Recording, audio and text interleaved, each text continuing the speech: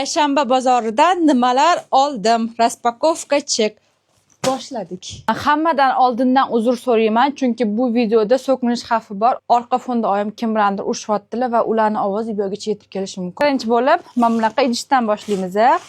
Buni olmasam o'zimni kechira olmasdim. Ko'rinishi mana bunaqa oranjoviy rangda. Dasturxon uchun juda ham chiroyli menimcha. Shuni kichikroq varianti. Bu konfetka yoki nimadirlar solib qo'ysanglar juda ham chiroyli bir-birini to'ldirib turadi. 2 dona gazli suv oldim. Bu bizning chortoq.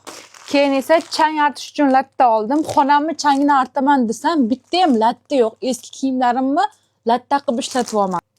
Tatli, toz, qirmizi biber oldim. Qizil baliqcha oldim. Ustiga limon, tuz va qirmizi biber sepib, duxovkaga tiqib yuborasizlar va tayyor. 1 kilo shippa-shirin bo'lgan qip-qizil chilek, ya'ni qulpinay klubnika oldim. Turkiyada shirin klubnika topish bu juda ham katta muammo. Hamma sizni aldab sotadi.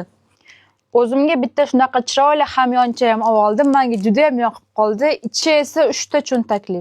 1 kilo qop-qora uzum. Uzumni nomini bilmayman. Nima deydi, kishmish deydimi, bilmayman. Qovurdoq uchun mana bunaqa kichkina kartoshkalar. Buni shunchaki suvda yuvib, terisini archimasdan go'sht bilan qovursanglar, zo'r. Bunaqa qizil piyoz, men piyozni juda ham yaxshi ko'raman. Qizil piyozni esa ayniqsa.